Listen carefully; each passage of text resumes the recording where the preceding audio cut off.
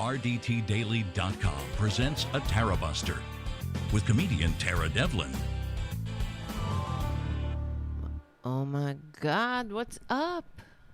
Oh my God, it's been so long. What's going on? Thanks for hanging out. How's it sounding?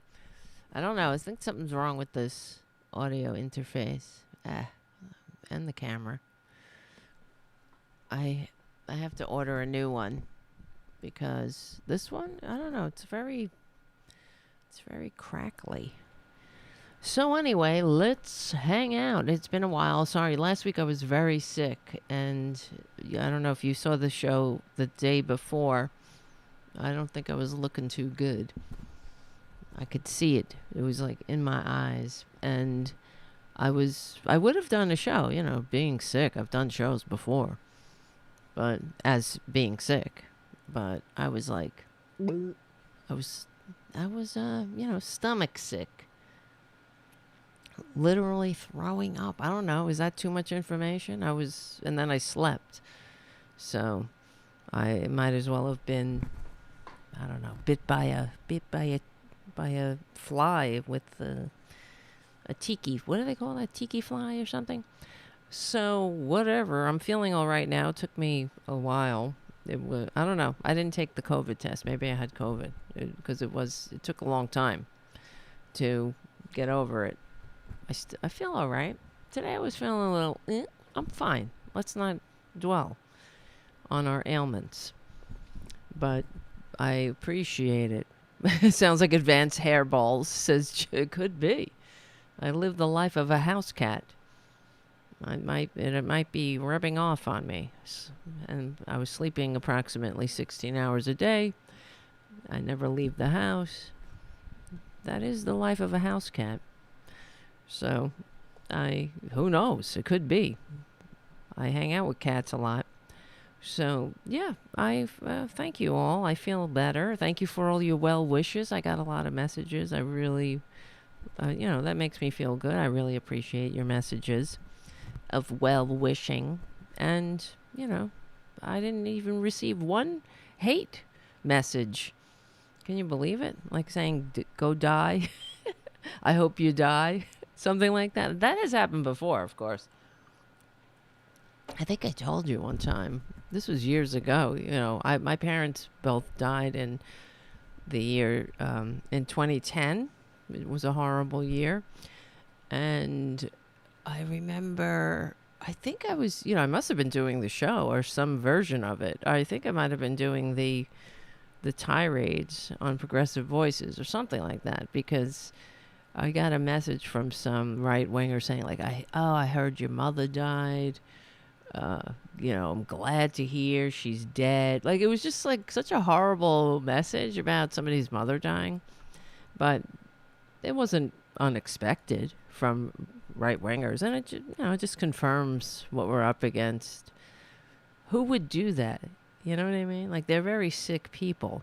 And you have to be sick to be in this party, in the Republican Party, and to vote for Trump, to vote for any of them. They're all a bunch of con men and women. They're all just peddling. They're Johnny Bravo peddling the same old bullshit, divisive bullshit that gets people to slit their own throats.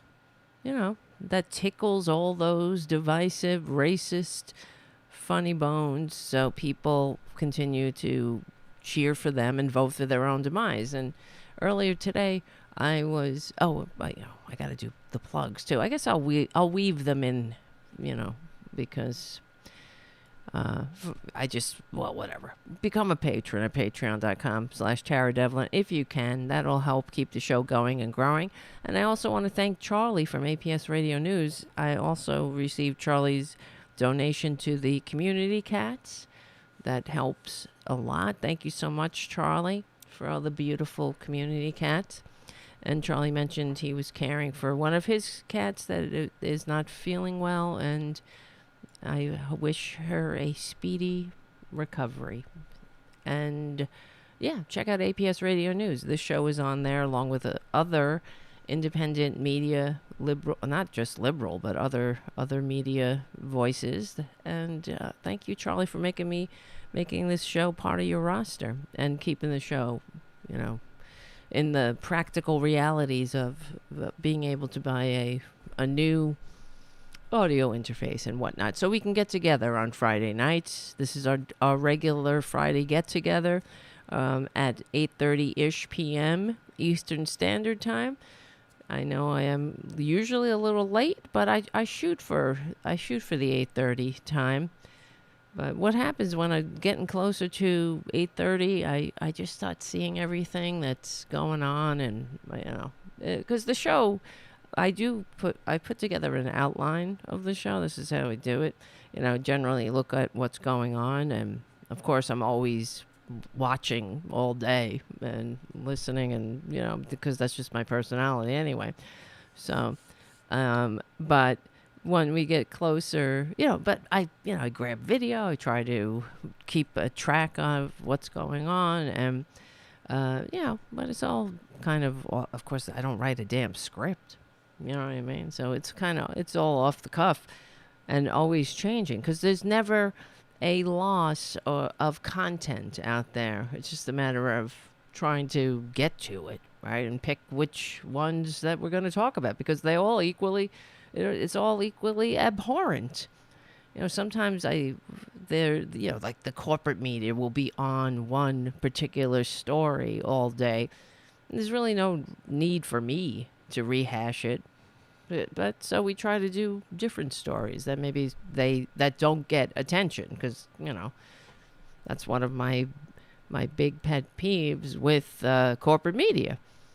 And we talk about it all the time, because I do believe that this is why we're in this boat. This is why the Republicans, like that, why Trump is even, like, they're even a contender.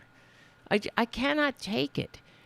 And I want to thank you in advance for letting me share about it, how I just can't take these polls again and again. Up in the polls, down in the polls.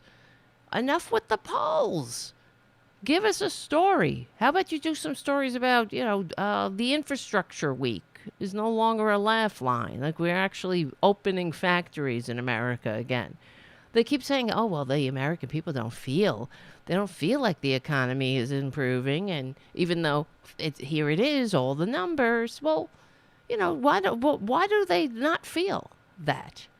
Of course, there are stressors and whatnot, but they're constantly hearing how everything sucks. So that does matter. It makes a difference, especially when you have the Trumpanzee world. And they live in a world where everything sucks. It is nothing here in America but smoldering ashes and roaches running around after the Holocaust, right? Everything sucks, according to them. But it doesn't matter if you tell them the numbers. It doesn't matter if you tell them anything. There's never a loss of. I mean, they're idiots. We know that. Nothing will penetrate, because they don't want it to. It's cognitive dissonance meets the Dunning-Kruger effect. They just don't want to change, and they're not gonna. And the Republicans, they get in there through they get in there through racism and divisiveness. That's what it is.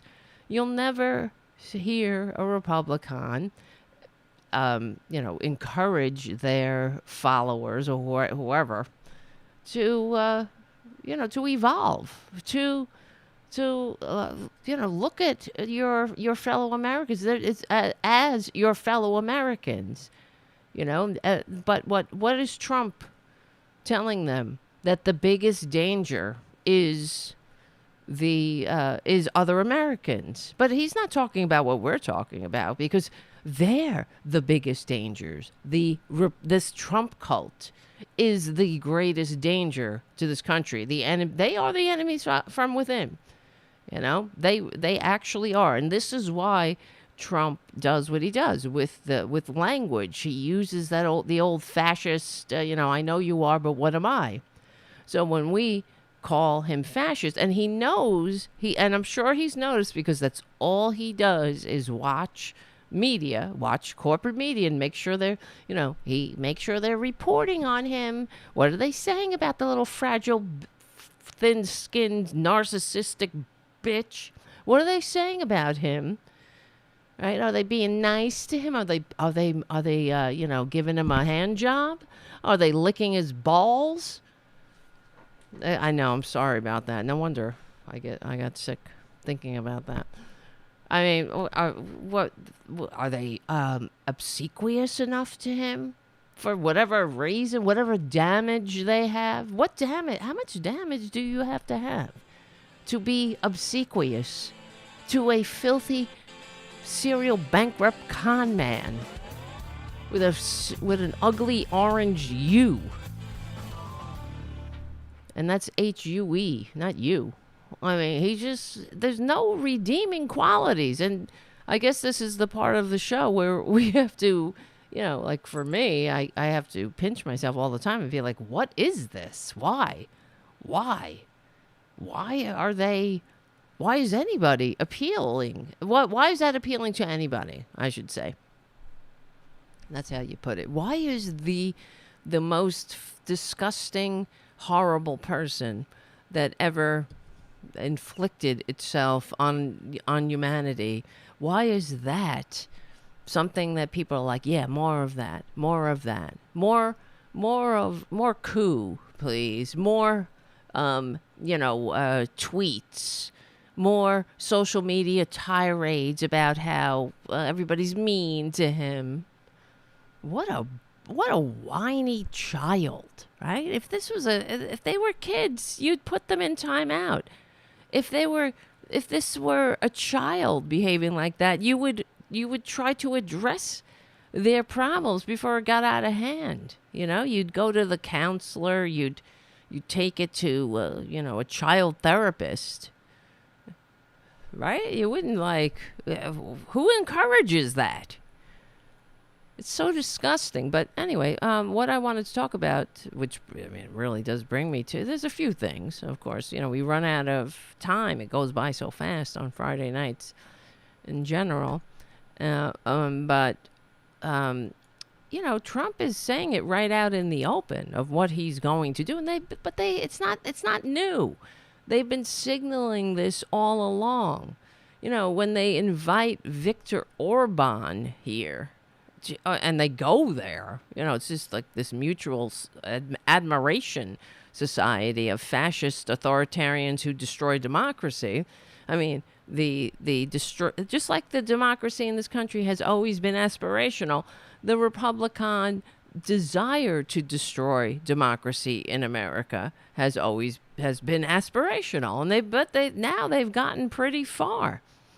We've been trying to make a more perfect union, they get triggered. They freak out because they cannot handle democracy. They lack for many of the morons who are in the cult. It is just a matter of racism. And there's little Boudica. Hello, Booty.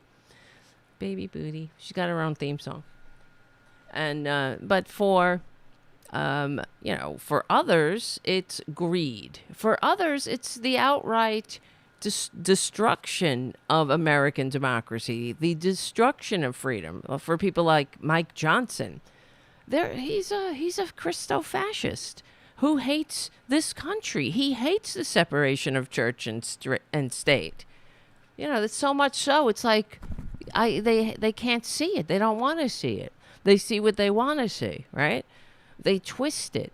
Of course, this country was founded on Enlightenment principles. The founders didn't fight a revolution against an aristocracy and a monarchy to rebuild one here. An aristocracy and a monarchy that was intertwined with the church. It was, that's what kept the monarchy in power. It was another mutual admiration society. The circle jerk of oppression. Keep people in their place. You can't rise up against your natural lords, because you would not only be offending your natural lord, you will be offending God, because God put them above you. And, work hard in the fields. Don't pester your betters. And your rewards will come when you are dead. That's the game that they played, and of course that's why you had the church, and that gave, permission basically to the kings. They were the ones who the Pope anointed the kings and queens, and they, and therefore, it was all, they were all in bed together to keep people in their place. So that's what it's about. It's not about human liberation or human freedom or never. It's about control with, I was raised Catholic. My God. All right. So, he's coming right out, and this Project 2025 thing, instead of another poll, perhaps the corporate media should do this on loop.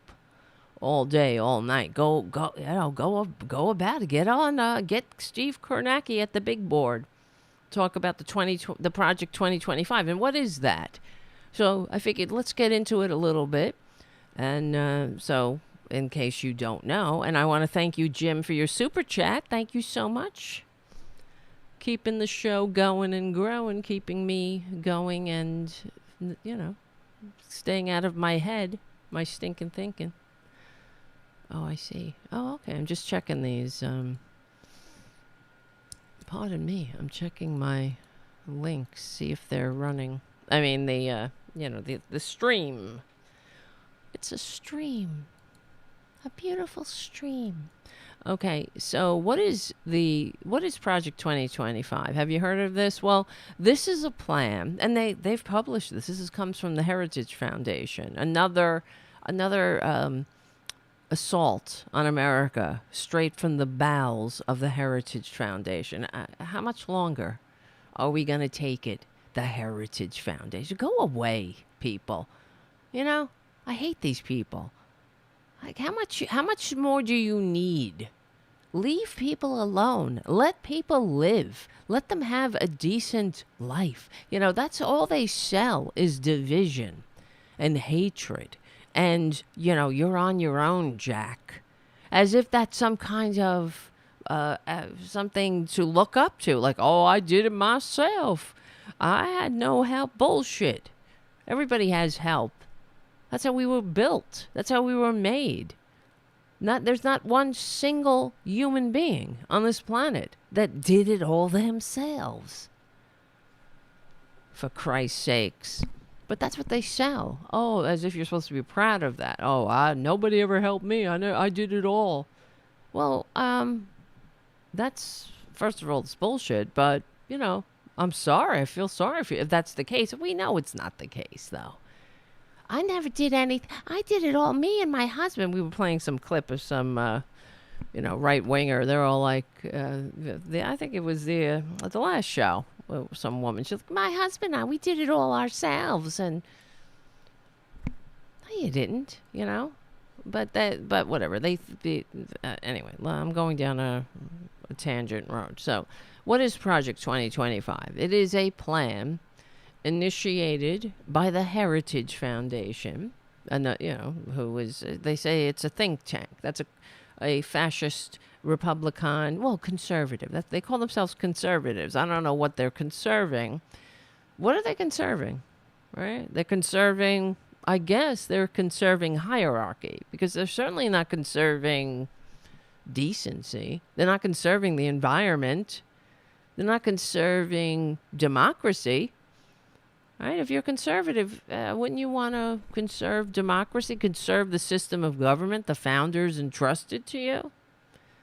But I guess because I was asking myself, I saw some other thing when I was going through the articles, and they were saying how, I'll get to it actually. It's part of the 2025 project to flood the zone with conservatives.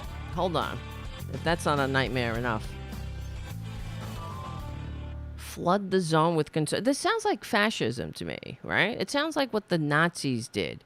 So if it looks like a Nazi and quacks like a Nazi and spews bullshit and nonsense and whines like a Nazi, it's a Nazi, and that's it. They're doing the same things as other authoritarians throughout history, and it's from the inside. Just like Hitler, they tried the outside coup. And that didn't work, so they played the inside coup.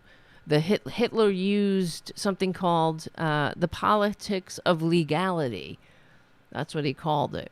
After the failed coup of 1923, Hitler, as the leader of these freaks, realized that he needed to pursue his revolution through from a legal standpoint, with the veneer of legal legitimacy rather than through force. And they used the electoral process of democracy to destroy democracy. Like Joseph Goebbels said, the Nazis would come to the Reichstag or parliament as wolves, this is an actual quote, as wolves to the sheep's pen. So, when people tell you who they are, believe them.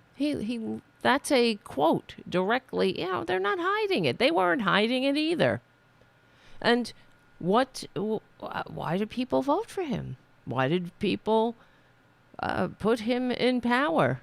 You had the gravedigger of German democracy was Hindenburg, as we've talked about before.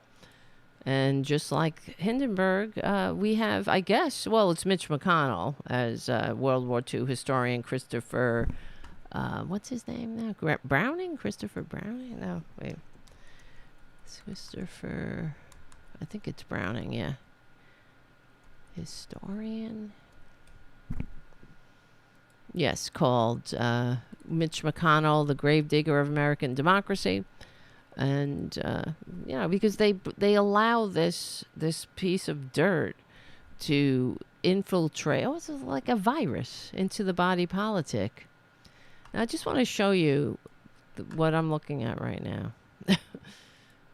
Project 2025. Look at that.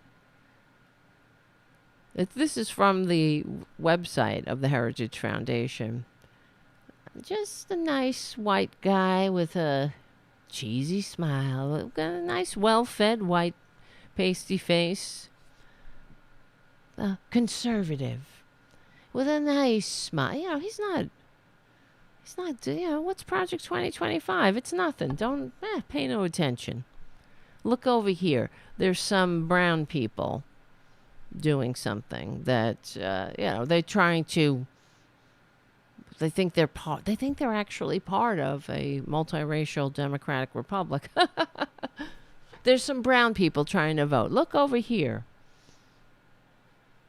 The banality of treason, really, and evil. So the Project 2025 is a plan initiated by the filthy fascist group, the Heritage Foundation, to reshape the executive branch of the U.S. federal government in the event of a Republican victory in the 2024 presidential election.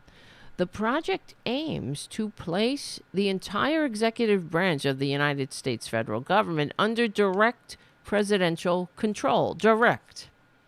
Eliminating the independence of various agencies, such as the Department of Justice, the Federal Communications Commission, and the Federal Trade Commission. And that's all you really need to destroy democracy, because you need the mouthpiece, right? You need the law, for my friends everything, for my enemies the law.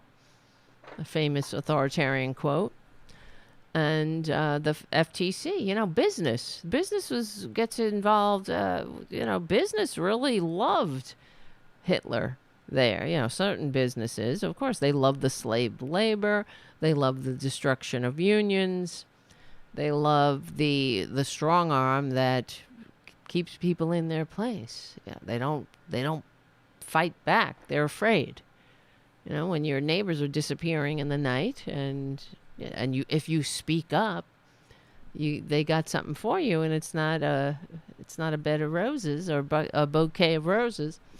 It might be, you know, an ass kicking. It might be, it might be the law. It might be your, you know, legally and extrajudicially disappeared into one of the camps that Trump is openly talking about. I mean, can you believe this? Can you believe it's almost like it's so outrageous that some people just don't take it seriously. He's talking about putting millions of people in camps, in concentration camps in this country. You know, these, and I always think about how the filthy, disgusting Republicans in general, throughout the time I've been doing progressive media, I've heard from them because I'm a big FDR fan. I don't know what else, what do you call it? FDR file? Is that it? Or I wish we would have a new deal. I'm very, it sucks that FDR passed away when he did, before he was able to implement the Second Bill of Rights. I mean, we'd be living in a much different country. We wouldn't have a filthy, disgusting con man threatening us right now, probably. And, you know, we'd have I mean, could you imagine what a beautiful, how much happier this country would be in general?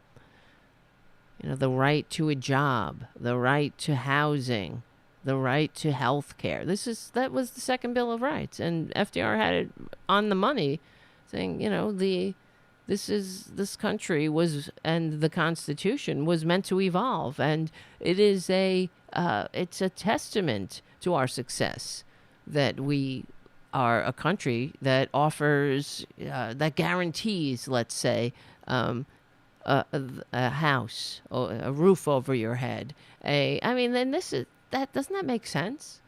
A job, right? The government could put people to work, right? As we did in the CCC and the WPA. If you don't have a job, you know, go build some infrastructure, sweep the streets, paint the infrastructure. There's always something to do. And of course, the Republicans hate that because, you know, that would make, there's so many reasons, because they're like, oh, be afraid. The government is gonna put you in camps? Then that's what they want to do. But the point of what I was going for was that throughout doing this kind of media, I've heard from Republicans, conservatives, or whatever they call themselves, saying, you know, oh, you love FDR? He put people in camps. And I always found that to be, of course, you know, kind of funny, because I'm like, you would cream over putting somebody in a camp. That's what you want to do. And the one thing that even the Roosevelt family apologize as being part of that FDR's legacy as a stain on his legacy is, you know, the one thing that they're like, oh, he put people in camps, as if, you know, they don't want to put people in camps. They love camps. And they're the people during World War II, they're the type of people that were pushing to put the Japanese in camps. So, you see what I'm saying? It's a shame that, putting it mildly, that happened. But that was also racism, you understand? Because the Japanese, as far as World War II was concerned, if you notice the propaganda in general, we have propaganda here. The Americans have there's all propaganda. You know, everything has an angle.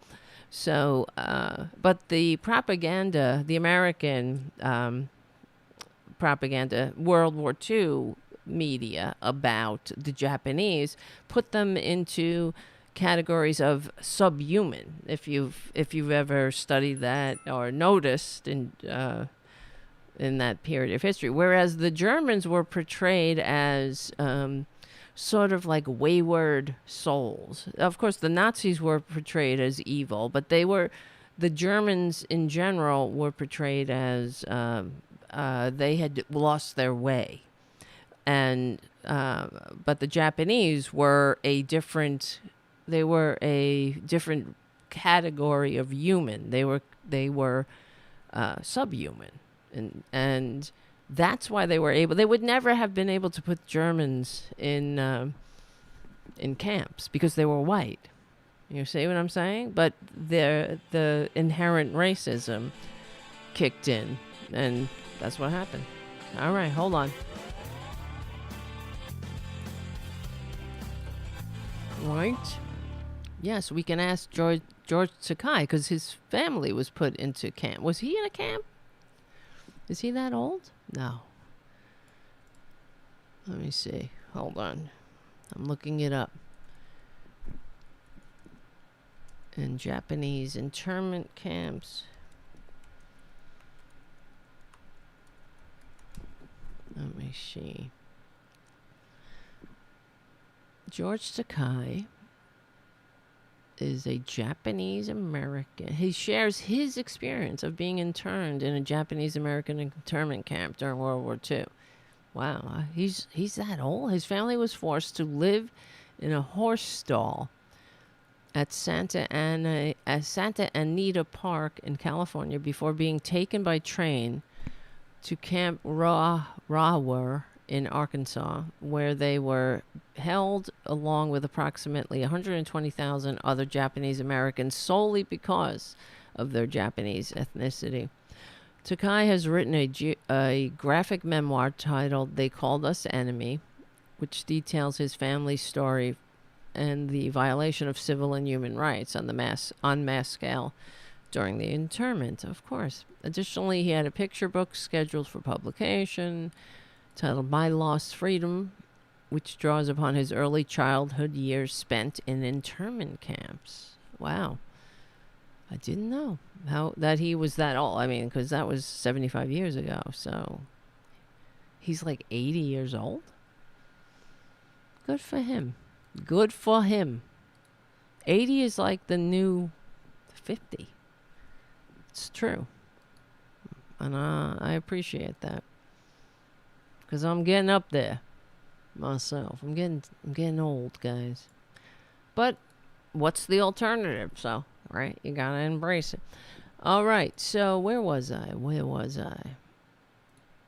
We were talking about the 2025. Project 2025 aims to place, yes, the entire executive branch. But this is it's just one other step in the evolution that they've already been on this path.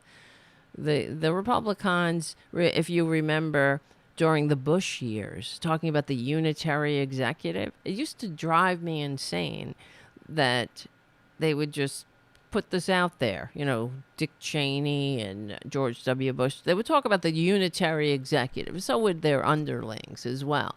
As if, that's a real nice way to say king, isn't it? That's a real nice way to say untouchable, above the law. The unitary executive, that's a real nice way to say there are no checks and balances. And anybody who took a basic civics class in elementary schools understands that the country was part of the founding, and what the founders were afraid of was one branch of government having too much power.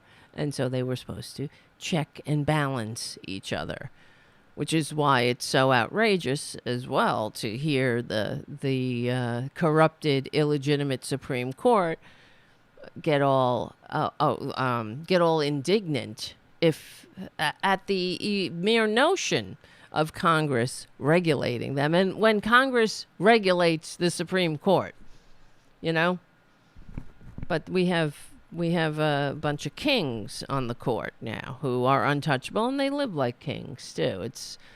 They're really kind of disgusting, and they don't have to hide it because they're hoping and they're holding on for Project 2025. They're hoping that the con man, with the help of the corporate media, with the help of of course their fascist propaganda outlets and the corporate media that doesn't seem to take this threat seriously. They do at times. You'll hear some pundits using the F word, fascism, and sounding the alarm, and then they'll go right back to the polls, back to Kornacki at the big board, and the same old, as if this is just a regular election, and Trump isn't talking about destroying democracy. I mean, he's openly saying it. Here's a guy who praises dictators, and Republicans are cool with that. Who praises them? Who says he's envious of Kim Jong-un? How everybody stands at attention for him. I don't know what Ray is doing. He's crying. Ray. I don't know if you can hear him. He's like, ah, ah. He gets toys. He gets like that when he plays with toys. There's nothing wrong with him. So, okay. The project, like I said, the project aims to place the entire executive branch of the government under direct presidential control. And this is the other thing that got me insane about the corporate media in general, how they wouldn't point out, but I mean, now they're doing it to a degree, about the similarities to authoritarian takeovers throughout history. But, I mean, what took you so long, you know? It's not like this is something new. They've been talking about this all along. What about the unitary executive? They never seem to sound the alarm about that. Oh, well, this is a philosophy where some conservative scholars believe that the president is, above the law? Has no checks and balances. So that's not America. That's not the way it is. Why are you giving them a pass? It's like, as long as they wrap their bullshit in some veneer, of legitimacy, give it a name. It's the unitary executive. It's not that. Hey, what harm can it do? It sounds so dry. Sounds so legal schmiegel. It's like the intelligent design. It's like the Laffer curve. It's got a name. It's like supply side economics. All right, that's another. They put these names on things that give them legitimacy, the veneer, the facade of legitimacy, when it's just bullshit. What do you mean? Supply side economics? There's no such thing. That's why George Bush's Pappy Bush, called it voodoo economics. Because you gotta be, doesn't work. You need some kind of magical spell if you want to make it work. It doesn't work. But it does work, though. You understand what I mean? It depends on what you're trying to do. It works if you are trying to turn the United States into the United States of serfs and lords. Then it works. That's why they can't come right out and say it. So when you say unitary executive, you're people like, oh, bring a book. That's a cure for insomnia. Good night. Bye. So there's some immigrant doing something. I need to go scream at a bunch of immigrants. So. Unitary executive, but they don't care. just the average Joe Republicans in general, they're fine with the destruction of democracy as long as their guy wins, as long as he hurts the people that he needs to be hurting, as they said. Remember? As long as he's not kicking down on white people, the Trump and Z crowd, they're fine with that. Because they're just so easily played. But okay, I don't know. It really is concerning, to put it mildly, and I do get very what's the word, anxious, I guess, about if Trump I just saw some video about fucking predicting the election, and here we go, right? Some YouTube video. It was some dude just doing something about predicting the election, and he's like breaking it down. Well, if this happens, then that will happen, and Joe Biden will win. But if that happens and this happens, then Trump's going to win. It's as if it's like not a 5-alarm fire. What do you mean Trump's going to win? He's not going to win. But we have to make sure of that by voting and overcoming the cheat, that is built right into the system. Right? That's the thing. That's the other thing that I remember we were talking about this on another show. I was watching, I don't know, Meet the Press or something. And Chuck Todd said they were doing a poll, and he was like, oh, this was before the midterms when Republicans there was no red wave. And hold on, I'll be right back with the rest of the story, like some other guy used to say. Some other guy, not this guy. Hello. This is Tara Devlin, Unapologetic Liberal Talk. Come hang out. YouTube.com/C for channel /Tarabuster. Become a patron at Patreon.com/Tara Devlin, and check out APS Radio News for some other independent media voices. And when you go over there, tell Charlie that Tara sent you. All right. So the rest of the story. What was the beginning of the story? There's Boudica. Oh shit. Oh yeah. So Chuck Todd said they were doing a poll, and predicting the doom of the midterms, that the Democrats are going to get trounced. They were like historical headwinds and everything else, that sucks. Democrats are going to, Democrats in disarray. It's always Dems in disarray, no matter what. And he said, and that also they have to overcome I think it was like 10%. Oh God, it was like another way of putting your thumb on the scale.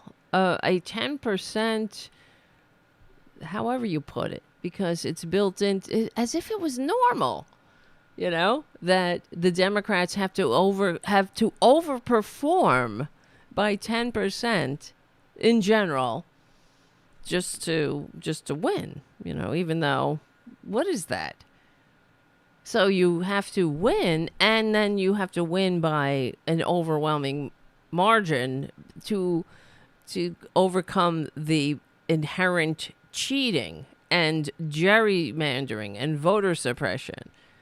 Because that's just the way it is, the way that it's made. That's the way the founders made it. One party will have to get everything handed to them. They will receive fewer votes. They will represent fewer people. They will promote unpopular by a lot, as Trump says, unpopular policies, and they will still win. They'll be in the majority for some inexplicable reason. Because why? And then we'll hear how the United States is a center-right nation. We'll keep hearing that. No, that's not center-right. It's just what does center-right mean? You know, because when you ask Republicans, when you ask anybody, when you ask people, what you like Social Security? That's why Republicans can't come right out and say to the assholes they're going to destroy Social Security. They have to lie about it. If it does slip out of their slithering snake mouths, then they'll have to go, so somebody said that we're going to cut Social Security. That's just a lie. And it's not a lie, because they've been doing it since FDR signed the bill. They've been coming for Social Security, you know. But they have to pretend. You know, Trump, he ran on a progressive platform with racism on top. Right? And that's why the Trump cult are a bunch of racists. Because if they didn't want, if they weren't racist, they would have went for Bernie's platform. Because he basically had that platform, you know,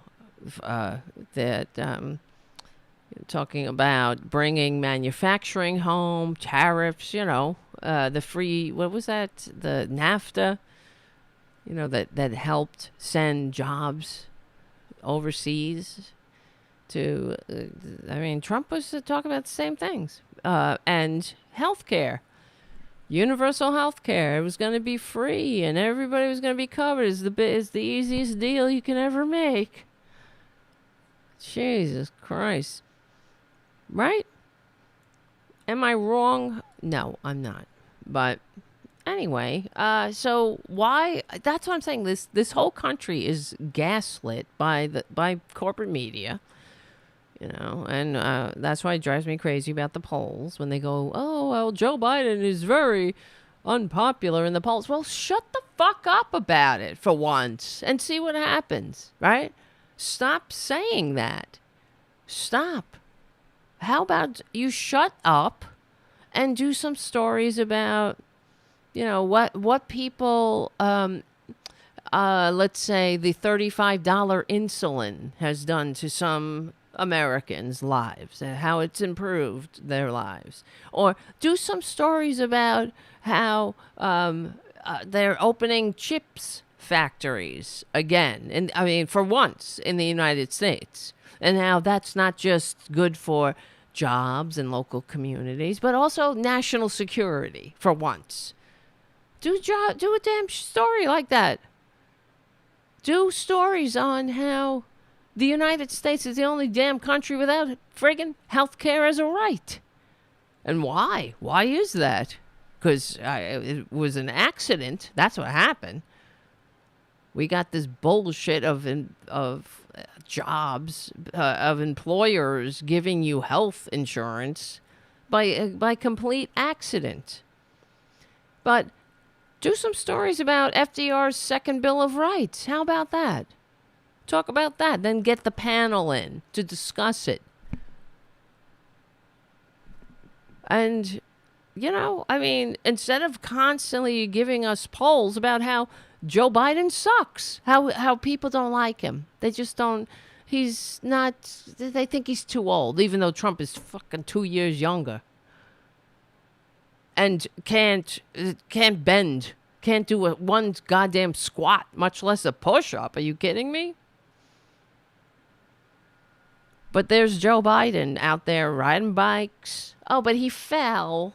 Please. If Trump fell, he wouldn't get up. He'd be like Jabba the Hutt. He'd just transform into a slug on the ground and say, I meant to do that. I mean, come on. He's the most unhealthy, disgusting person who lives on hamburgers. And he looks like he's going to stroke out any minute. I just hope he holds on until he strokes out in prison. Just hold on. And then they're like doing polls. Well, if you put him Joe Biden up against Nikki Haley, As if these fucking people don't have a record, right? How about you do some stories about how Nikki Haley is nothing? Oh, she came up with some zinger. She said, I feel stupider talking to you. Now people are like, I think I'm giving her a second look. She had a real good zinger there. It's sort of like when Reagan said, well, I won't use my opponent's youth and inexperience against him. Yuckity, yuckity, yuck. Oh, and that's when it all turned around for the old Gipper. He came up, he was like, zing, went the strings of my heart. I zinged, and I really put a zinger out there. And then, okay, he also ended up trickling on us and making us the least upwardly mobile from the most upwardly mobile. But no, he did a good zinger. And so did Nikki Haley. Play some friggin' clips of her, what a nothing she is. She says nothing. She's got a lot of words. It's like mind-numbing, the words that come out of her mouth. Just a litany of words. But, yeah, because she's... Talk about what a coward she is. How she's like, no, Trump cannot be our president. He can't be our standard bearer because he incited an insurrection. Then she's like, well, I'm giving him a second look. Well, why not? Who among us hasn't engaged in insurrection?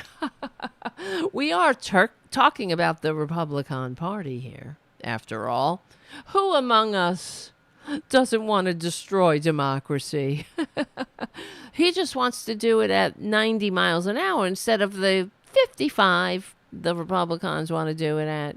He just wants to slam us into a wall at 90 miles an hour when we just wanted to, do it incremental change. I'm an incrementalist. Who fucking wants oh my God, don't get me going with incremental too. That's another thing. What is an incrementalist? It's somebody that has no balls, probably. That's it. And I just want, to be all things to all people. I have absolutely no core values at all, except how does this serve me in my career?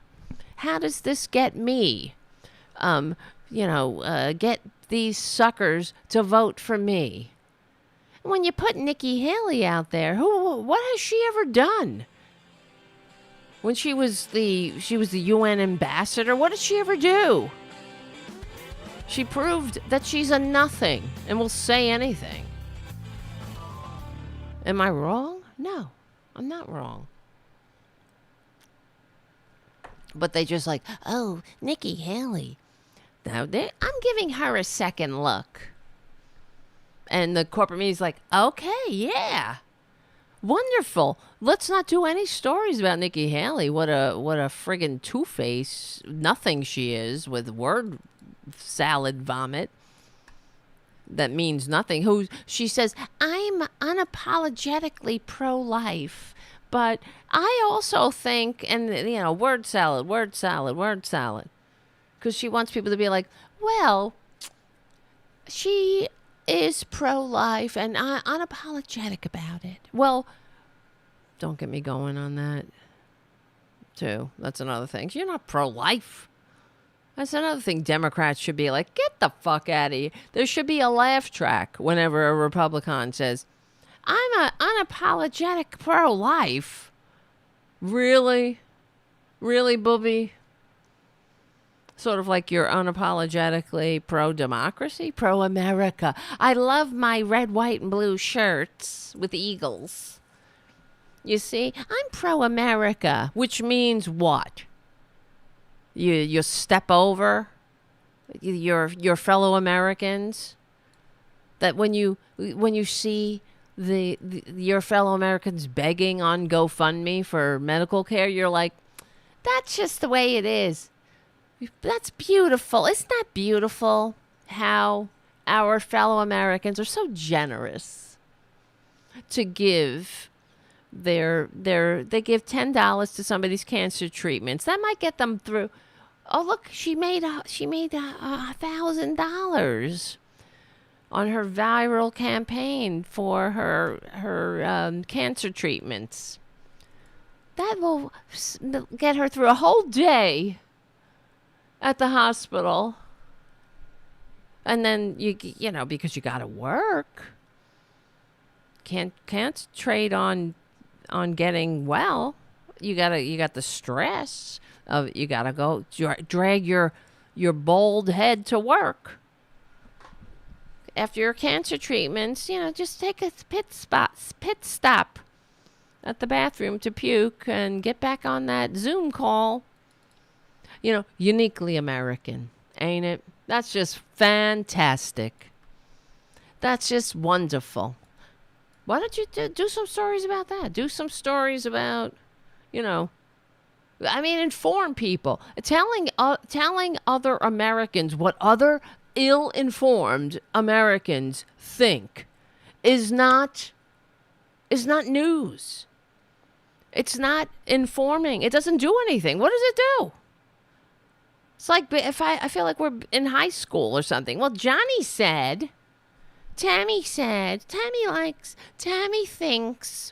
your pants are too high. Where's the flood? You need to, Tammy thinks you should wear your hair up. Who fucking cares what other ill-informed, low-information voters think? You might. I mean, the whole point is you should be ashamed. That's what the corporate media say. Look, we are ashamed that people are this ill-informed. And this is, I mean, if that's the case, that is terrible. I mean, shame on you for making them so ill-informed that they think a tax-cheating insurrectionist with 91 indictments, a convicted rapist, an avowed fascist who is now calling everyone fascist, of course, because there's, you know, as Pontius Pilate said, truth. What is truth? You know, truth is what the fascists say it is. So when you call everybody a fascist, it's just, okay, everybody's a fascist. So it has no meaning anymore. This is just a word. And don't explain it. Maybe explain it to people. Okay. It's crazy. But this is where we are. Right? Right. Medical bankruptcy. Twisted nerves painting. That's another uniquely American thing. That's fantastic. Isn't that fantastic? Get any sleep? And for those who don't know, that's George W. Bush talking to some woman, some dumb bitch who had 3 jobs. She's a Republican. You got, you mean, honey. What's wrong with you? Your brain is broke. But that's because it's racism, you know? It's a cult. The whole thing. It's my team against your team. And your team, and this is what they think. Like the Democrats, I would never vote for them because this is the message that they get. I'm going to break it down for you right now. The Democrats take your money through taxes. They tax you and they give it to brown people. That's what people think. That's what dumbasses in this country think. The dumbasses like that poor woman. I wonder if she's still alive. Who knows? She's probably stroked out. The one who was talking to George W. Bush, uniquely American, ain't it? Ain't that great? You work 3 jobs? I do. I work 3 jobs. And I want the, I feel like I've earned it. Then they were, you know what they were talking about? destroying Social Security. He was doing a tour. George W. Bush. He was on tour saying how let's get rid of Social Security. Let's privatize Social Security. And of course, that's how Republicans do it too.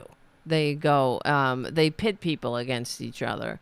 Like whenever they're trying to destroy Social Security, they're like, oh no, not if you're over the age of 55 or something. The rest of us, you youngins or whatever, you can go pound sand. You can go fuck yourself.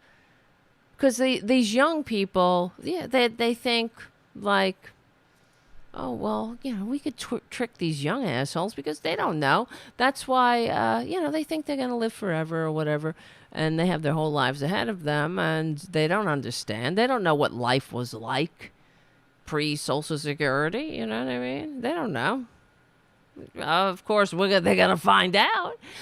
But that's how they use their propaganda outlets to keep talking about it, saying how, oh, it's going bankrupt. You won't, because they're prepping the young'uns to be like, oh, it won't be there when I've heard young people say that.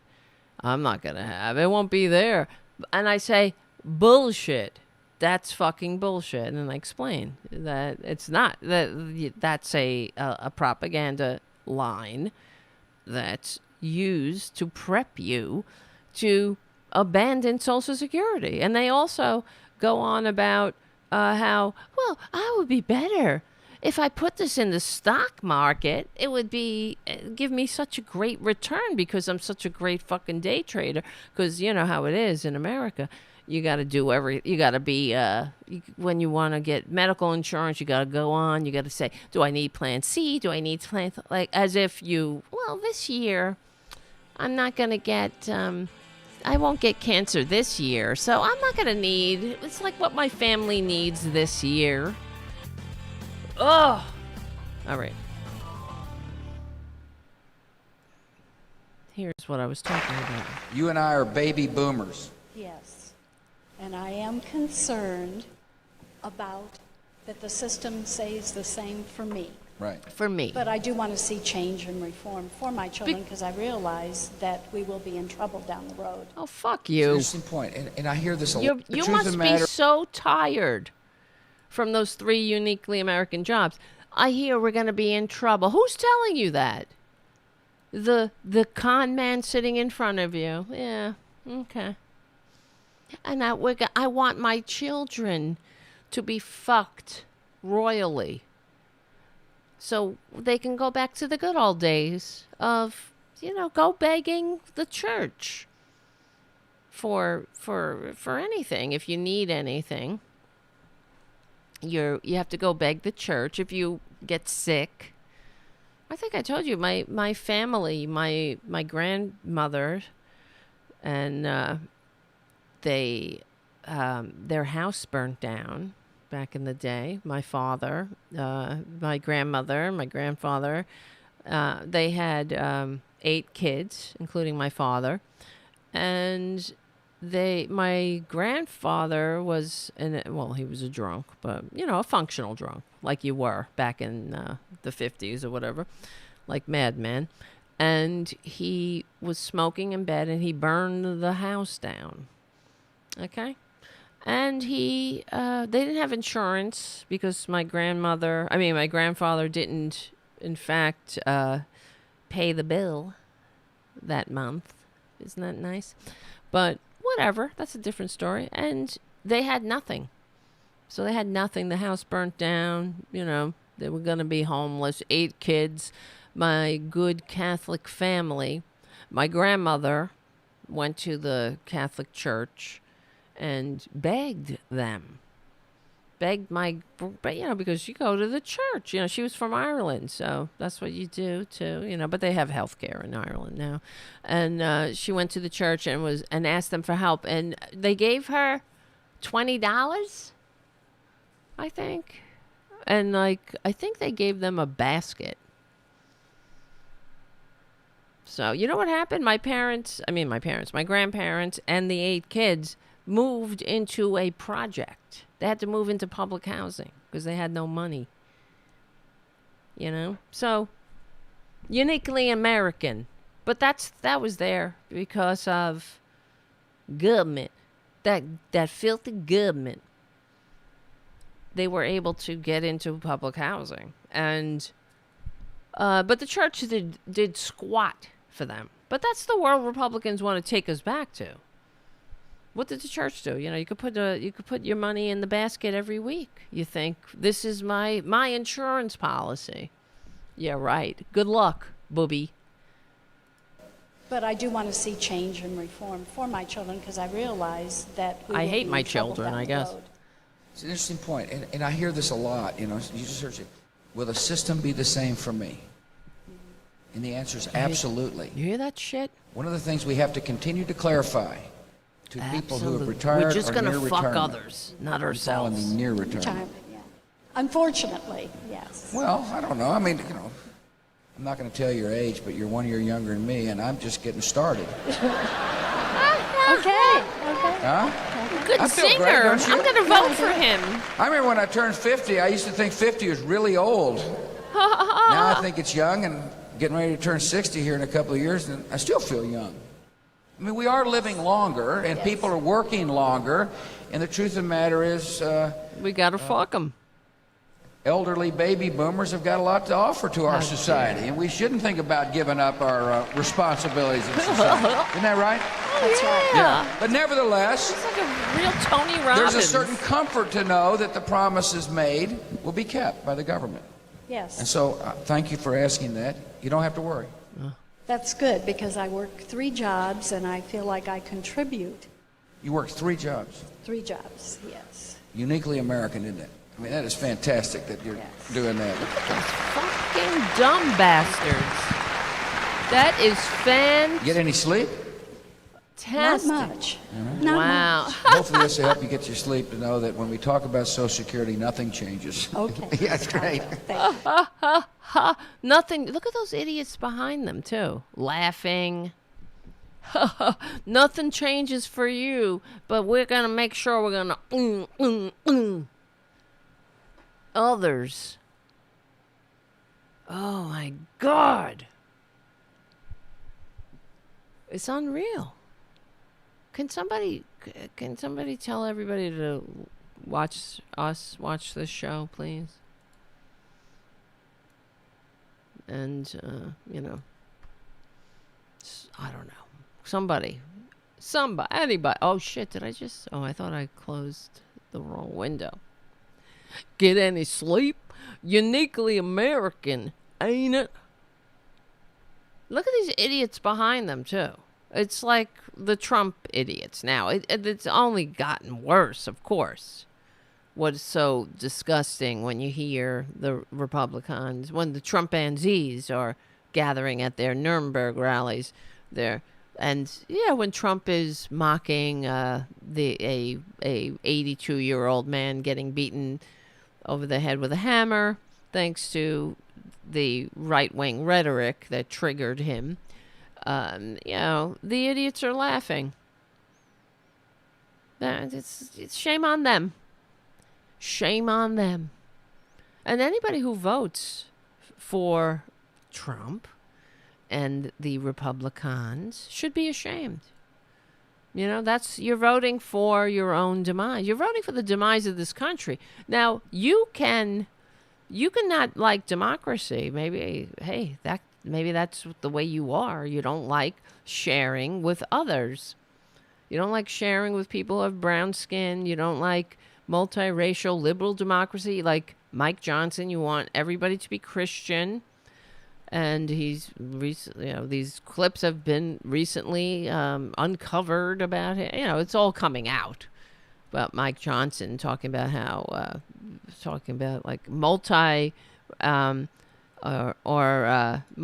different religions in the country are trying to, I think he said, erase Christianity erase something about the gospel, as if that's the role of government.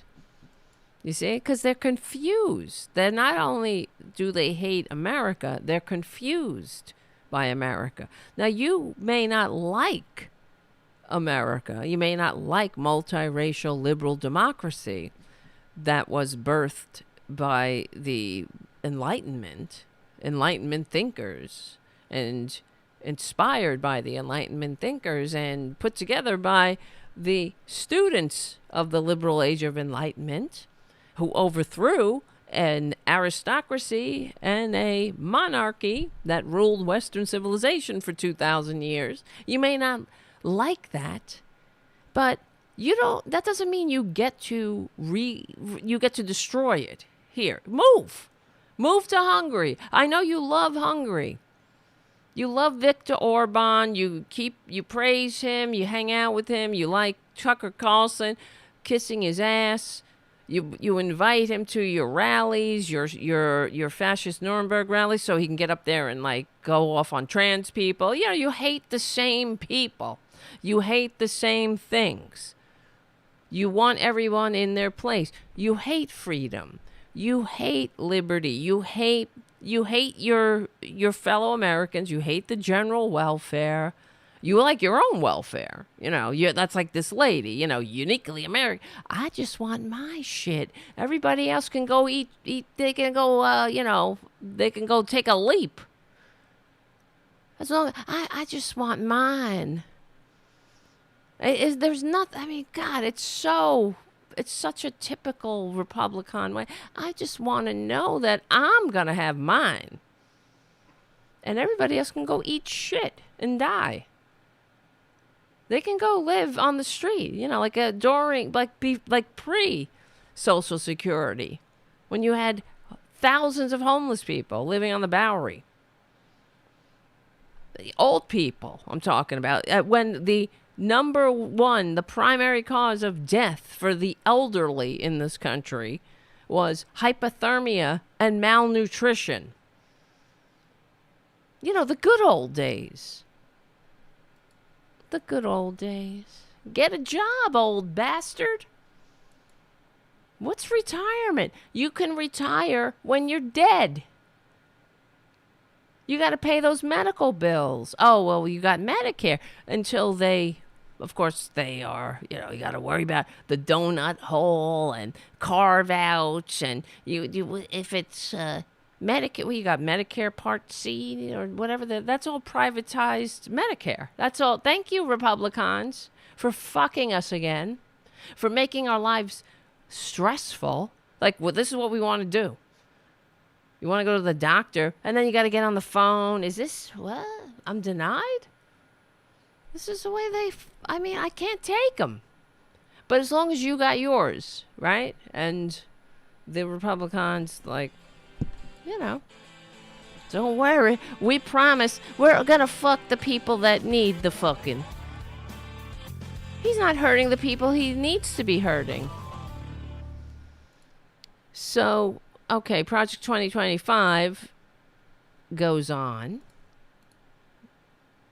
And on and on. It says it seeks to base the presidential agenda on a maximalist version of the unitary executive theory, arguing that Article 2 of the Constitution vests executive power solely in the president. And that's the other thing that was driving me insane about media in general, the corporate media, when they were talking about I'm trying to think. Oh yeah, Steve Bannon when they were going on, and they still talk about it, how they want to deconstruct the administrative state. That's what how of course it was being phrased, and then the corporate media would bring it up. Oh well, they want to deconstruct the administrative state, and what does that mean?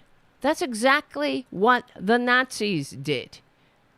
Oh, we got to get rid of all these unelected bureaucrats. That's how the Republicans presented. Oh, doesn't that... And Vivek Ramaswamy said the same thing. Oh, we're going to overhaul the entire federal government and get rid of all these unelected bureaucrats. And that's what what's his name? DeSantis was talking about when he was like, "Oh, I'm going to slit throats." The federal government, I'm going to slit their throats. They're talking about getting rid of civil servants, but the civil service is one of the pillars of democracy. In order to have a functioning democracy that works for all, we need a non-political civil servant. We need a bureaucracy that is non-political, that doesn't work for the authoritarian strongman at the top. But I never hear that on any of the so-called mainstream media or whatever.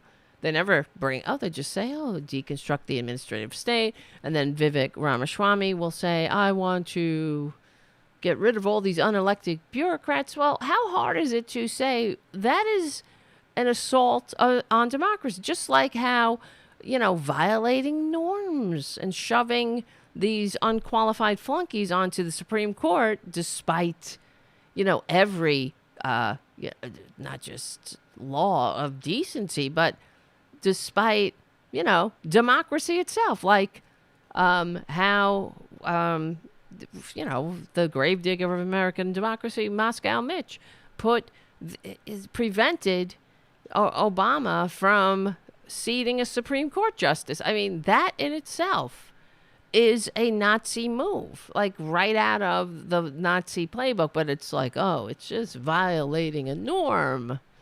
And of course, what did Obama do? He just rolled over for it. Democrats just go on. Oh, well, he's not the illegitimate Justice Gorsuch. He's just Justice Gorsuch. When they should, you don't give deference to the coup. You don't legitimize the coup.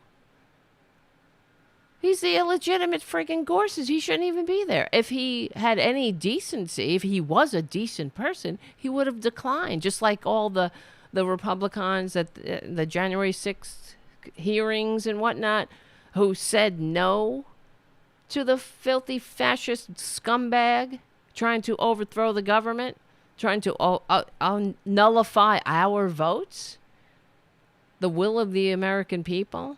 Why so many are in their cold early graves right now? Because they fought, bled, and died for that right, for us. And these scumbags come in and they want to nullify that because, a con man is not man enough to admit he lost. Because how can he ever look Putin in the eye? That's what it's about, too. But you don't just go along with the coup. Oh, well. Okay, so, all right.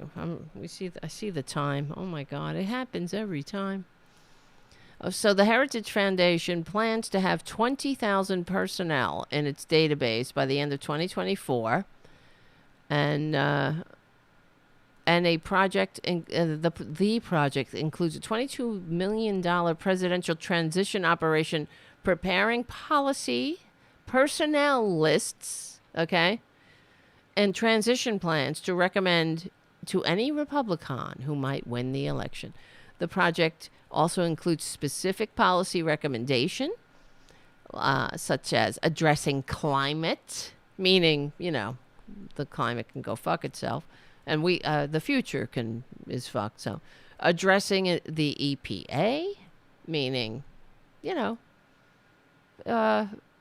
like Reagan he was the first one to put somebody hostile to the Department of Education at the head of the Department of Education. Now, he was the first one that did those Republican dirty tricks to destroy the government from the inside. That's it. But it is comparable. So let's see. Let me see. So like I was saying, there are historical parallels to what these right-wingers are up to with this Project 2025. Of course, like I mentioned earlier, the politics of legality. That's what Hitler called it. To use the electoral process to destroy democracy from the inside. And I repeat what Joseph Goebbels said, the Nazis would come to the Reichstag or Parliament as wolves to a sheep pen. Doesn't that give you chills? That's what we're dealing with now. So, of course, the role of the conservative elite in the Nazi rise to power in Weimar Germany. Let's see. The conservative elite in Weimar Germany believed that a return to authoritarian rule was the only stable future for Germany, and that's why the business and even the American business magnates, they were quite enthralled with Hitler. And throughout Europe, when we've talked about this before, how when Hitler was very inspirational to the conservatives of France, of Denmark, of the countries where they took over. The Nazis were only able to rule and to suppress their democratic the governments that they had taken over, former democracy. They were able to suppress them through with the help of the conservatives from the inside, which is what exactly what would happen here. What do you think they would do? Like, for example, if Orban, took over somehow, they would go right along with it. But we don't even have to imagine. We have our own homegrown Orban, which they look to for inspiration. The Project 2025, make no mistake, it is an openly authoritarian campaign. And I'm not the only one saying it, of course. And let's see. Trump vowed. Oh, no. Trump had a vision with a focus on having the civic infrastructure in place on day one. And that means just flunkies in government.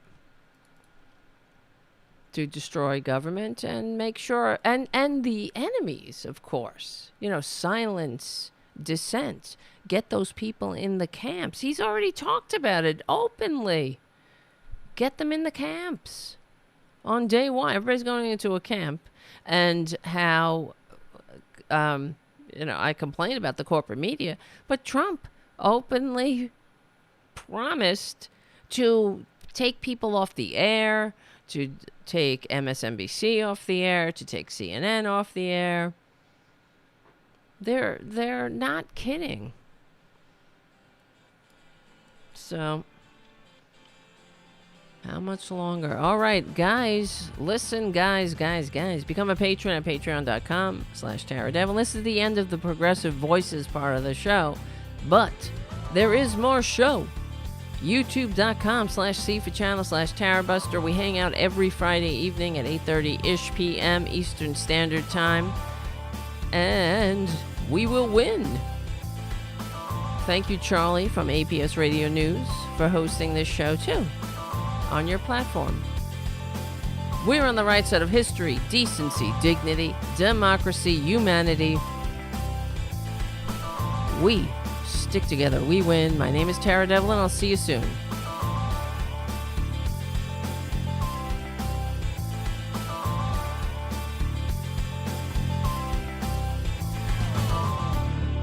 All right.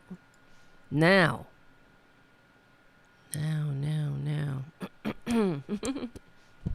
I'm just reading some of the comments.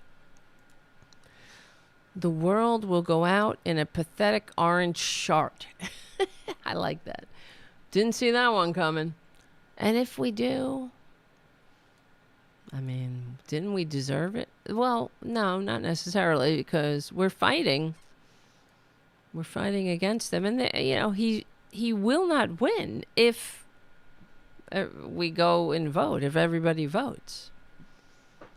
Every normal person votes. Every person that is capable of functioning in a democracy. Every person that does value freedom. What are you doing, Booty? Oh my God, there's a bug on the floor. Oh my God, it's so I gotta get it. Oh my God. I have to play a video and go get my humane bug catcher. Let's see. Let's play. I have to, what am I going to play? While I deal with this. Booty, where is it? Oh, this is so gross. There's a fucking bug. Where'd it go? I rarely have to deal with this. I live in a good apartment. Don't worry, guys. But it happens. This is New York. I have an exterminator that comes in every month, but, I think it's a big, giant water bug. Let's listen to George Santos. We're going to talk about George Santos, so I'll play this George Santos being a self-loathing gay. Hold on. Well, look at it this way, John. The family unit's been under attack for decades. Yeah. Look, in different ways, right? In different ways. The flavor of the decade is same-sex couples. Oh, that's so okay. It's look, to each your own. I don't have anything against that, but they're teaching in school kids, that you don't need a mommy and a daddy. You can have two mommies. You can have two daddies. I think that's a little much for kids, right? It's not their place.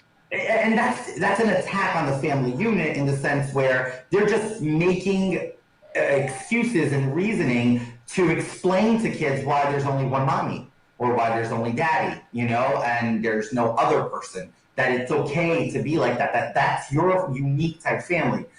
I want to go back in time and think, why would it be bad for minorities in general? And that includes me, right? But why would it be bad for us to have a mom, a dad in the same household, your little brothers and sisters, And then I keep thinking, because then that creates stability.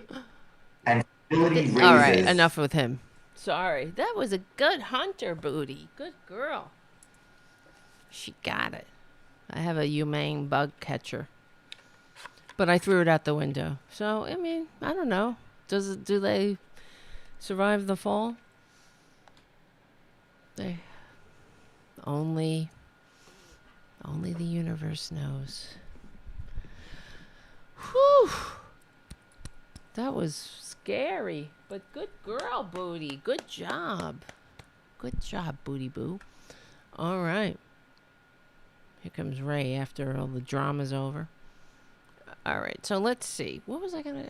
No, it wasn't George Santos. Excuse me. There are some George. He's not. He hasn't really done anything over the Thanksgiving past few days. And I just want to say, Joey Bay, he sent me a meme. Thanksgiving, celebrating the day Americans fed undocumented immigrants from Europe. That's so true, right? That's a good way to put it.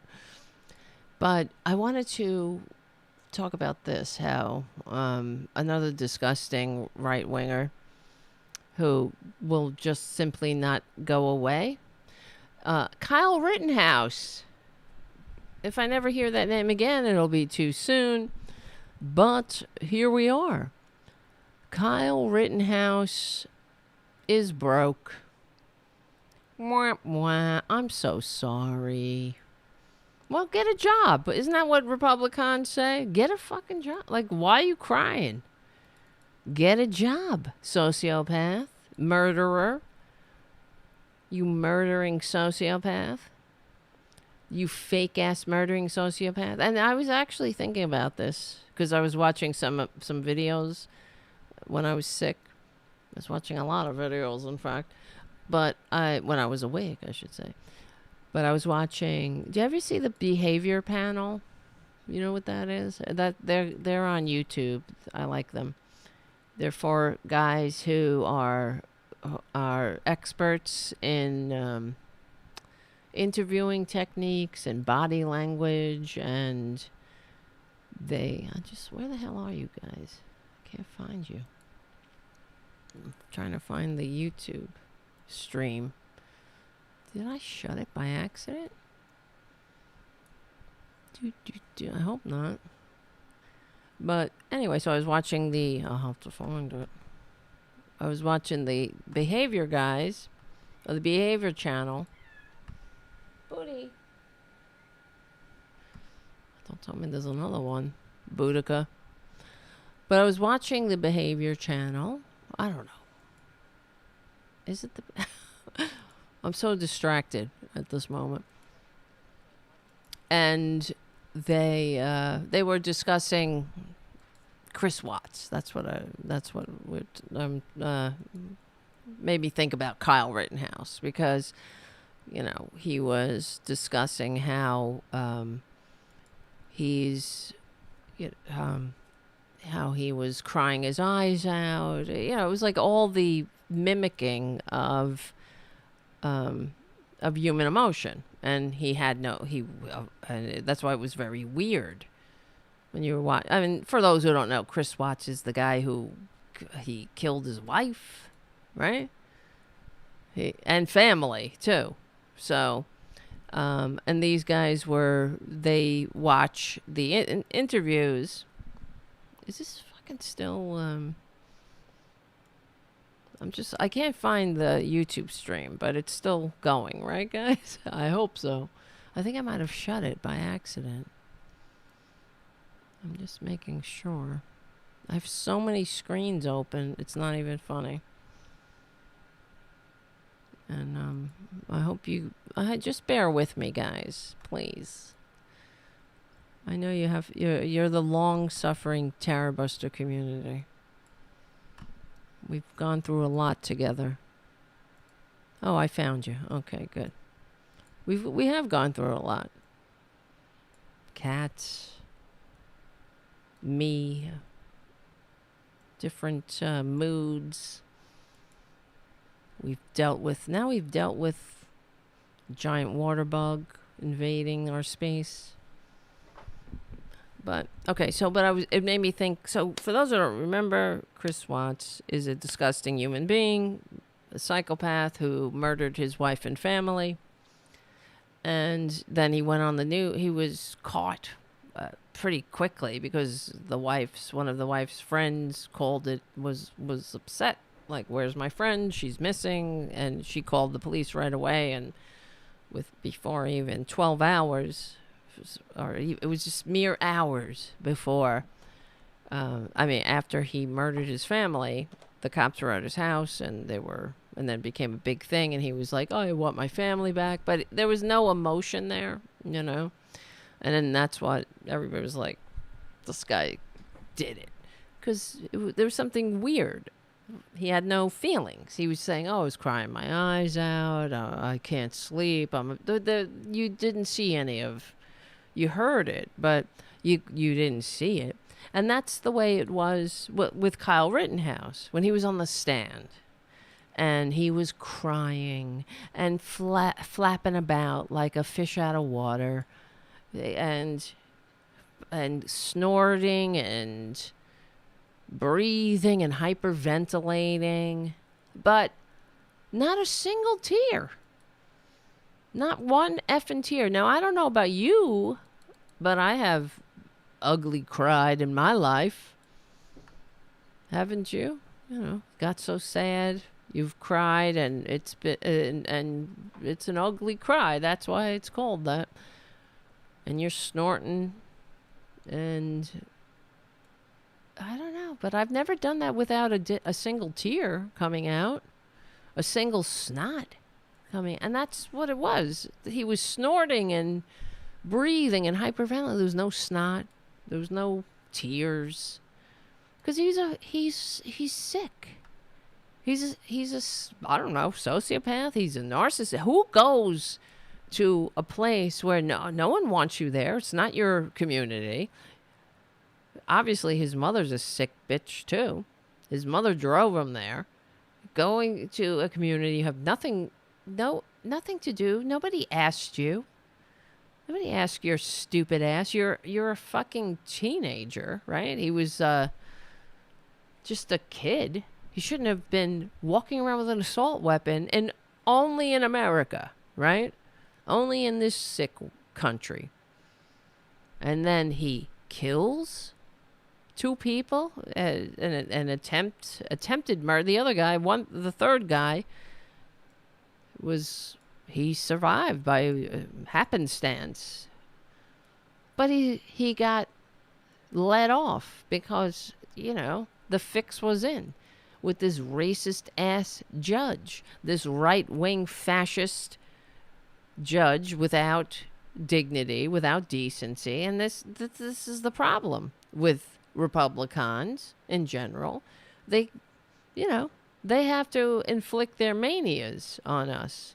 You think that anybody would have allowed Kyle Rittenhouse to say, and he was not judged by a jury of his peers. He was judged by the judge. It was that kind of case.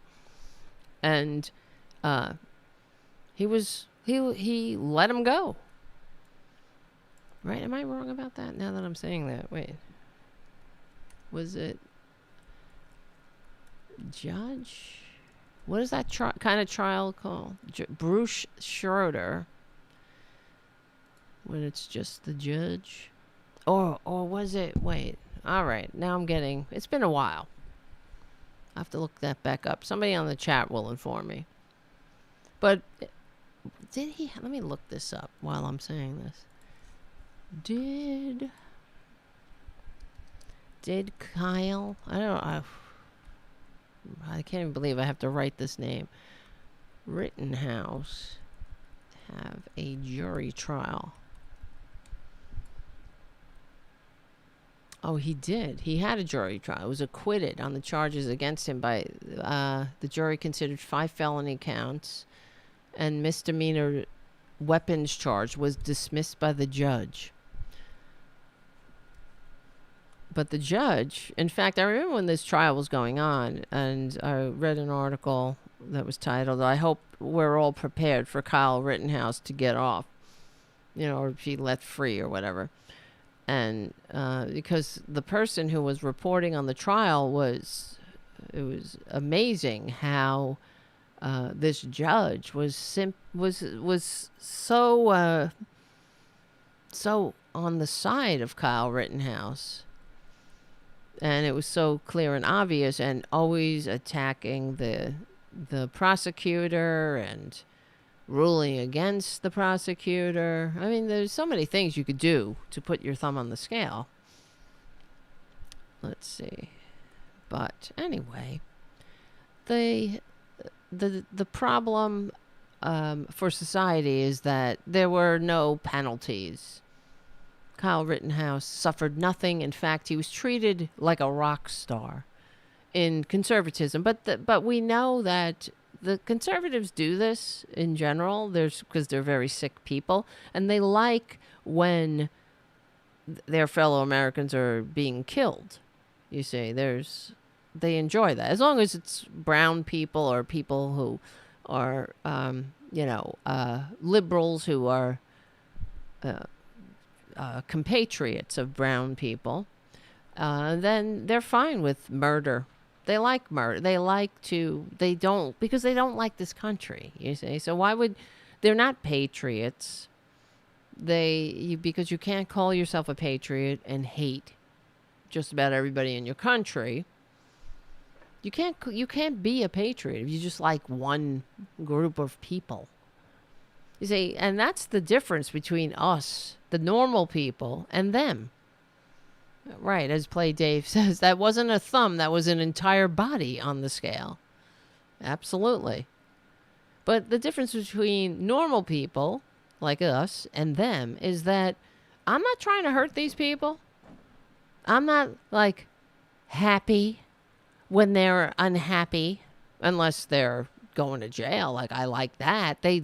That's good because they earned it.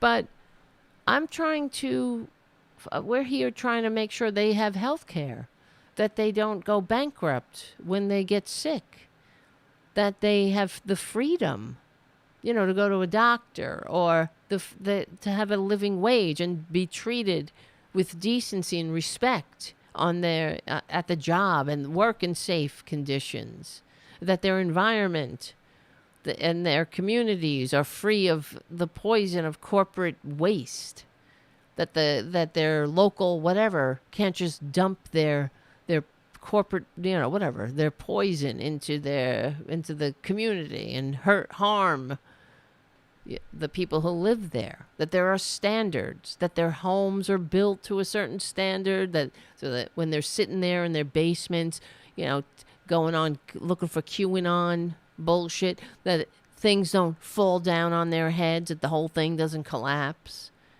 Because there's standards, when you are building a home, you have to use a certain type of material. You have to build it to a code. You can't cut corners like Trump does all the time because he's a greedy dirtbag. Right? I mean, because there are, and that's part of being, in a functioning modern society. And I always remember when I was in the National Guard, when I was in some training, and sometimes you're in a unit and you have certain, slogans or whatever. I guess that's what you call it. What do you call that?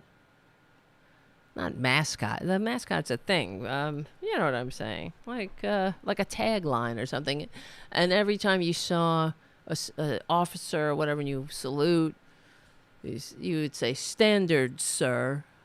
That was one of the units I was in. Standards. That was our because we were trying to live up to standards. There were standards. We had standards. We didn't cut corners. We did things right. We did them by the book. We had pride in them. Yes, motto. Thank you. Thank you, Twisted Nerves Painting. Where's my, I don't know. I can't think of words. I hope that's not Alzheimer's creeping in, but I guess we'll find out. But yeah, and I think of that, standards. There has to be some standards. That's why that is a hallmark of democracy, of a successful society. Like, standards. When you open up a bottle of water, you buy a bottle of water. It's not filled with parasites because there's standards. Somebody's checking it. And somebody has to check it because of greed. That's the way, that's the way it is. You don't end up with parasites when you eat. You trust that when you buy something from the supermarket and you cook it or whatever, that it's not filled with parasites because there are standards. But, what, I don't know. I don't know what the Republicans think, That's what they think. To freedom to them, as we know. It's all just a cover for corporate oppression. And corporate oppression is, oligarchy, it's fascism, it's the authoritarian playbook, big business. And that's why we can have a show like a marathon show, as you know, but because it never stops. And it all ties together. But how they, what the fuck was I gonna say? Whatever. I'm going all over the place. But the point is, what was I saying about standards? Oh my God, you guys are distracting me. Anyway, I'll remember as soon as we start talking about something else. But okay, the jury. Let's get back to Kyle Rittenhouse. Yeah, we're talking about how there's. What's the point of having a civilized society?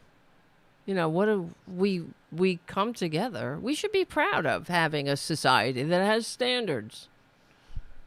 Not just, every man for himself, dog eat dog.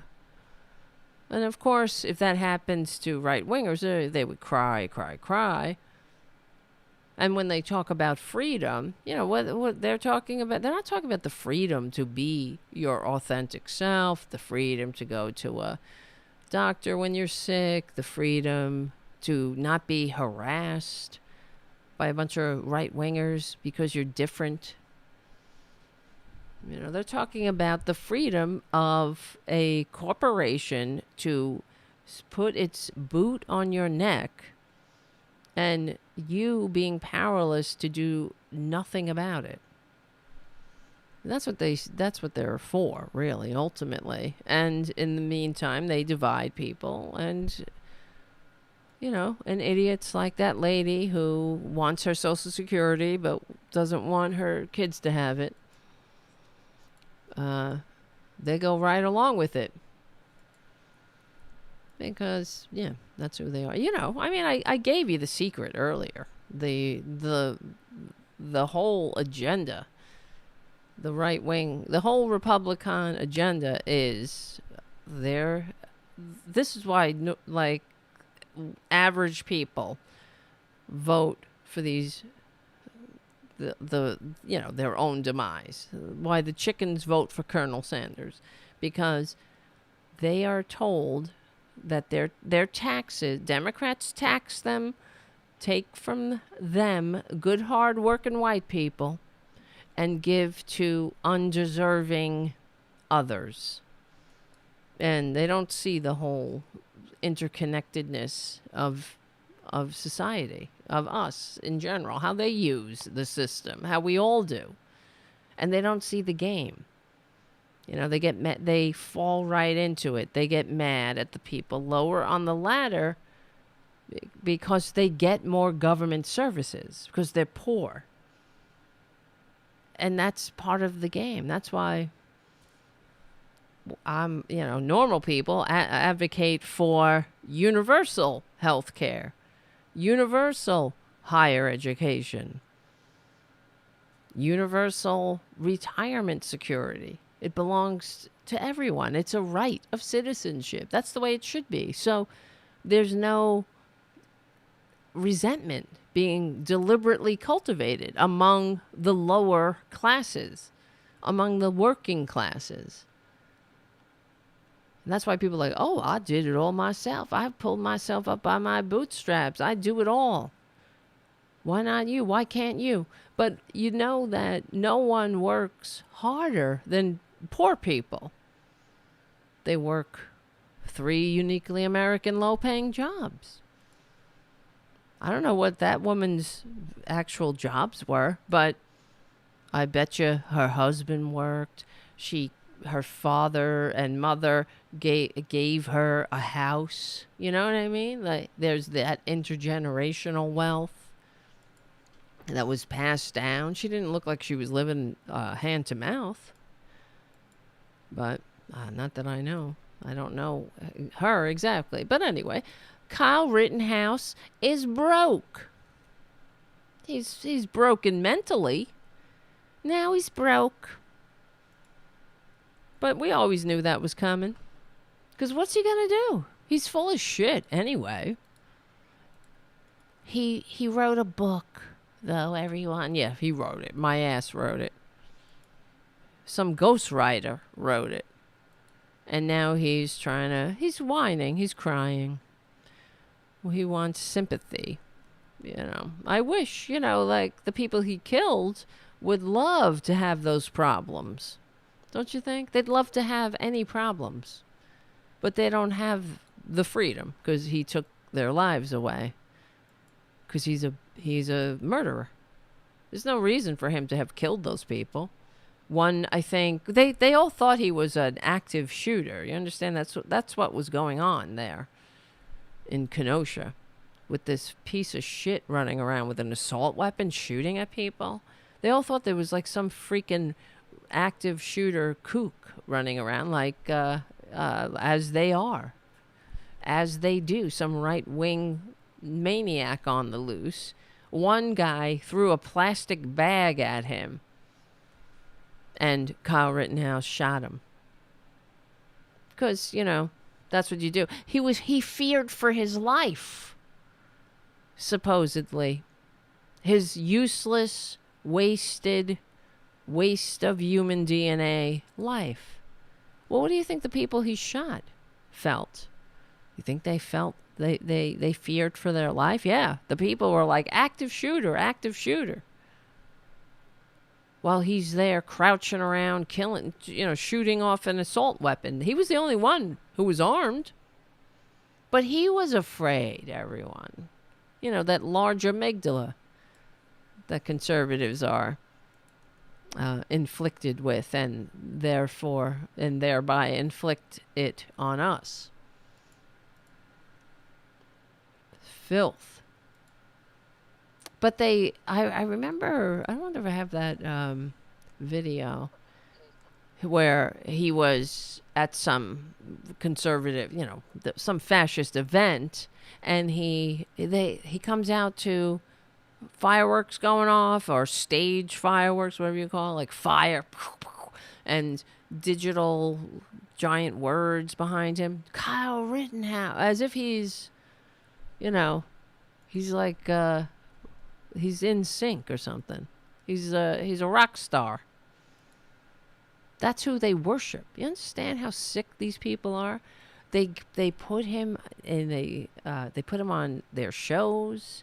When Kyle Rittenhouse ran into Tucker Carlson somewhere, he called him. Tucker Carlson said to Kyle Rittenhouse, "I'm a big fan.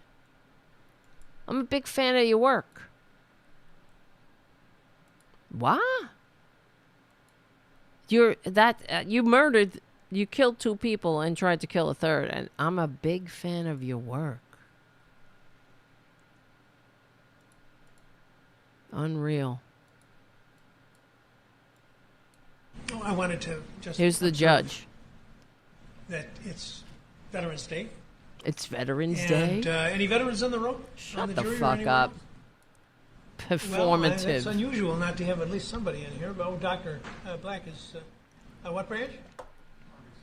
Okay, and I think we give a round of applause to the people who served us. Shut up. A round of applause. I mean, just the performance art there.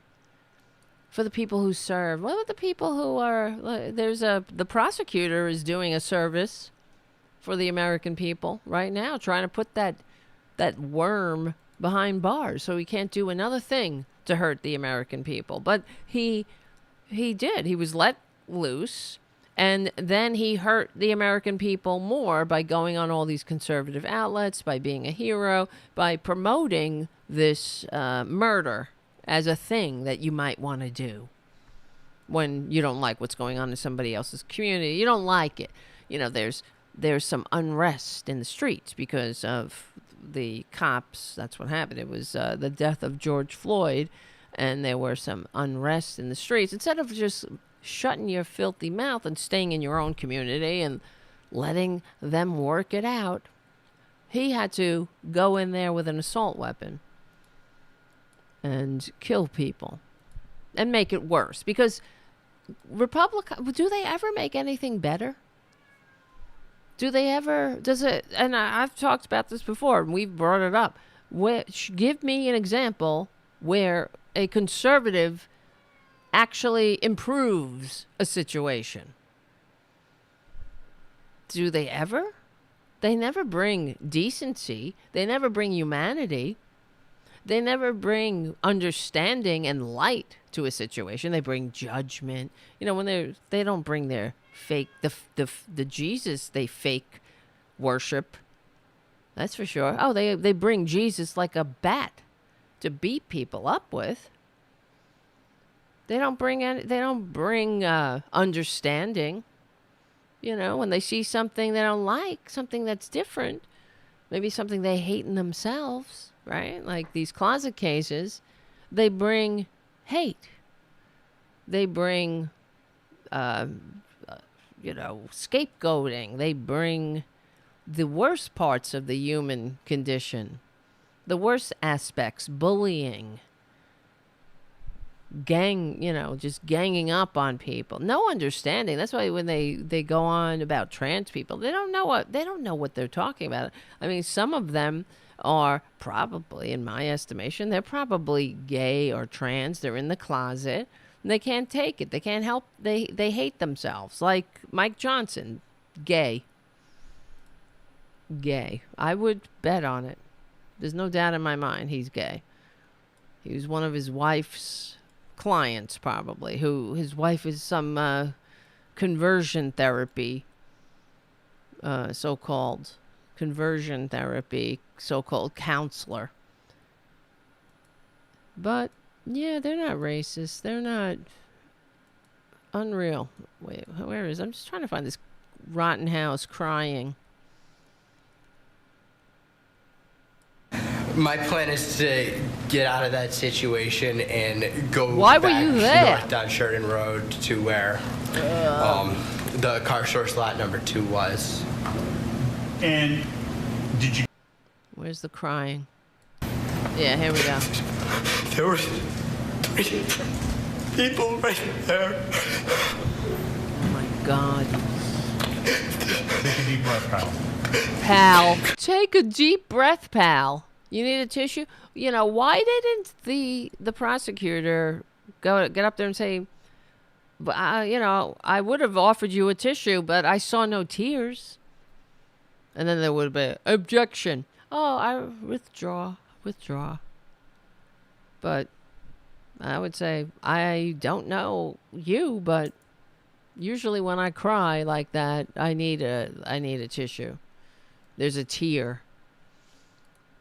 I produce some tears. And here's Kyle Rittenhouse. He's got a new book. Get Kyle Rittenhouse's, the murderer, Kyle Rittenhouse's book today. And he was taken to task because he said that he was homeless. Yes, because we're all supposed to fucking give a shit. Here's another, it was supposed to, feel bad for him. You too can grow up on public assistance thanks to the liberals you hate and attack and kill. But you too can grow up and be a murderer and become a rising star in the conservative pantheon of freaks, geeks, traitors, tax-cheating parasites, draft-dodging pricks who love America, but hate everybody in it. You too. It's just incredible. Another Republican. It's like Paul Ryan. I don't know if it's true if Kyle Rittenhouse was on public assist. He said he was, you gotta write, when you write a book, you gotta make some kind of something. Why people want to read your stinking book. You're barely, I don't even know. He's in his 20s. He's murdered 2 people. He maimed another one. And what do you offer? You're just a rotten person.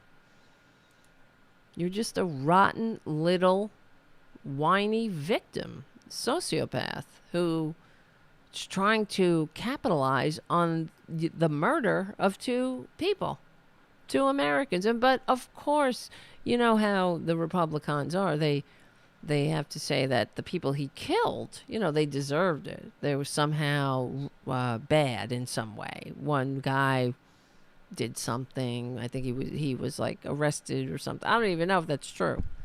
If he's they did drugs or something, and it fucking matters.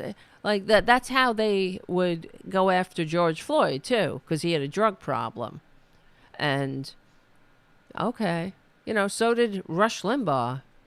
He had a drug problem, and George Floyd committed a crime to fuel his drug habit. So did Rush Limbaugh, but he sent I guess George Floyd didn't have a Didn't have a housekeeper to send out. He had to go out and buy his own drugs, right? But they attack him. But, doesn't matter. They killed him. So, you know what I'm saying. All right. The music has started. He's the guy. All right. Listen, we will win. Thank you for hanging out. It's been a while. Sorry I was sick, but, I'm only human. Unlike Kyle Rittenhouse. We're on the right side of history, decency, dignity, democracy, humanity. Thank you for hanging out. Thank you, Charlie, from APS Radio News, for all your help. We stick together. We win. I will see you soon.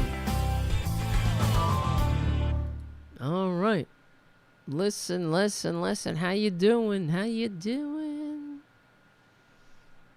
All right. You see how good the cats were? They're not that bad when they're sleeping. All right, my friends. We will.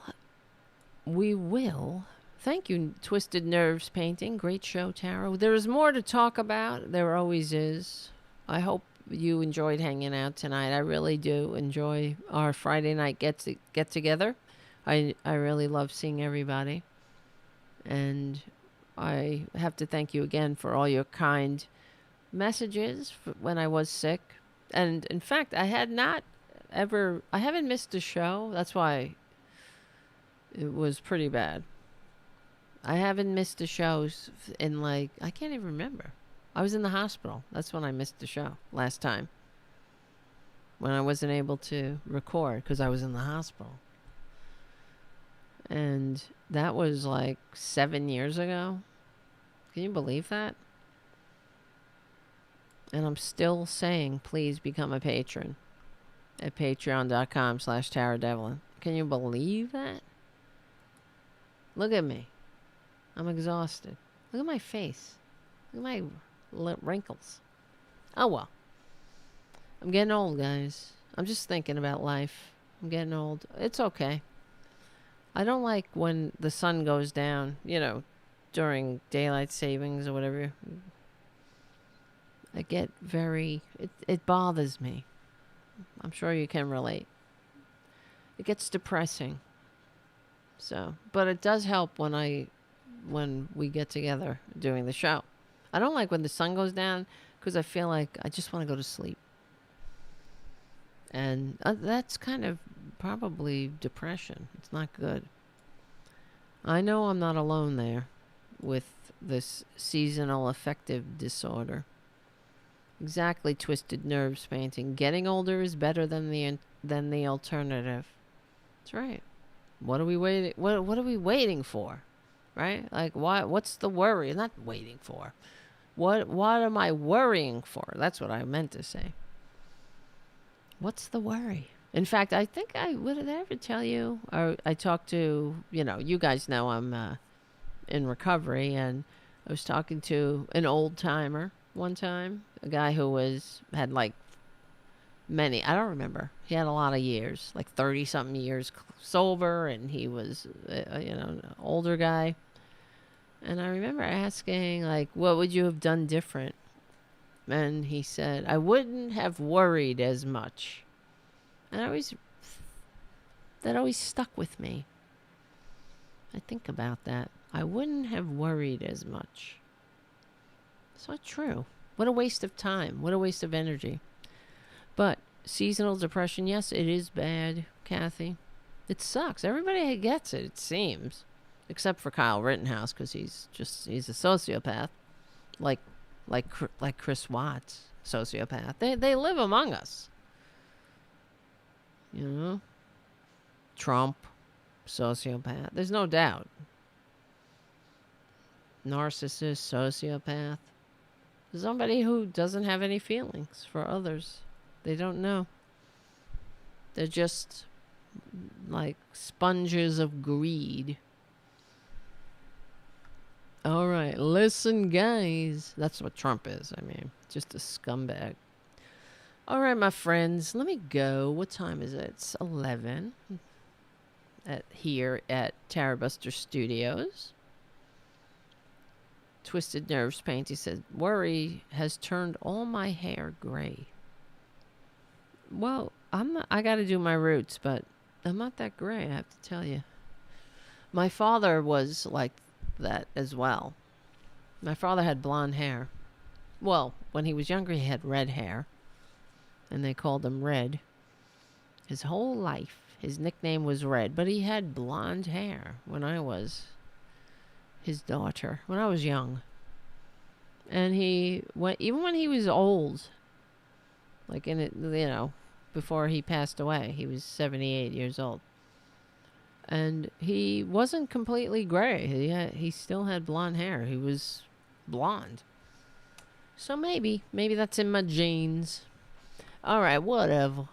We'll talk some more later. We got a lot to talk about, guys. All right. And hopefully we'll be back in the swing of doing a weekly show.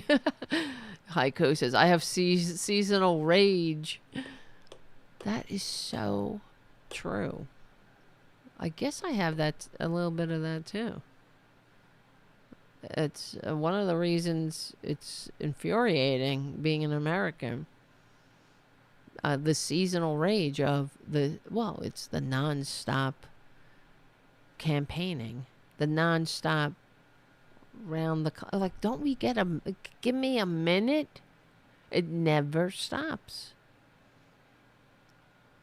But that's why other countries, like in England, you have, I think there's a 90-day window. I'll have to ask JD about that. Where that's the campaign. Then you can see ads. Then you have the debates or whatever. It's not this never-ending, non-stop campaign of assholes. And then the other thing that gets on my nerves, every time one of these filthy fascists drops out, in general, on both sides or whatever. Even when the normal people drop out of campaigns, they're like, he suspended his campaign. What do you mean he suspended it? Where did this term come from? Who started that? He suspended or she suspended. You know that Nikki Haley is not suspending anything because she wants to be VP. He suspended his campaign, but Uncle Tim Scott suspended his campaign. No, he quit. He ended his campaign. But they say this. This is, and I think it comes from the fact that it was a relatively new phrase that it was during the Bush years or whatever. One of these Republicans said he suspended his campaign, and then everybody just started saying that. I'm going to look this up now. Who was the first politician to use the phrase? Let's see if we could find it. Phrase PHRASE. Use the phrase suspend my campaign. I seem to remember this being a relatively new thing. Oh, that's it. That's why I remember it. The first politician to use the phrase suspend my campaign was John McCain. The term suspending a campaign is often used to avoid admitting that the candidate is quitting. It allows candidates to keep their delegates and retire their debt while avoiding the admission of defeat. This tactic is also often used to manage financial and legal aspects of the campaign. For example, that's why they do it, for money. In 2008, Senator John McCain temporarily suspended his campaign to deal, I remember that, with the financial crisis and returned to the campaign trail a few days later. But that was a whole different thing. I remember that too. He looked like a douchebag. I'm suspending my campaign to go deal with... why? And then they had a meeting. They all got around the table with Barack Obama. And Barack Obama was like, what the fuck is happening? We can walk and chew gum at the same time. And you're supposed to be able to. I'm suspending my campaign. I'm flying in so I could sit around this table and look like I'm doing something about the second Republican Great Depression that we caused through our policies. And I'm running on, in fact, I will be running on inflicting more of these policies on the American people until they are so beaten down that they just shut the fuck up and go back to the fields, toil, and await your rewards in heaven. Shut up.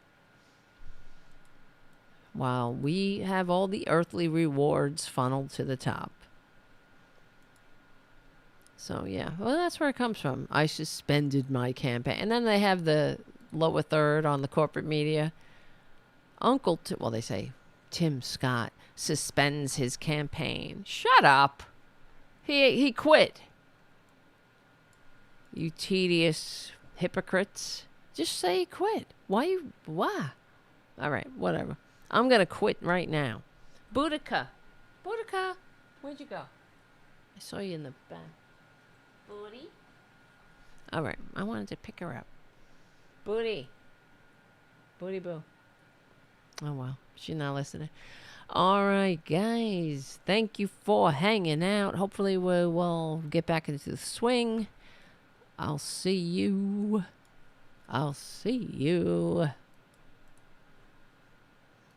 during the week. My name is Tara Devlin. Yes, we stick together, we win. I will see you. I see people dropping off. I could see you. I see the numbers going down. They're like, I'm out of here. This bitch is rambling. I will see you very soon. Very soon.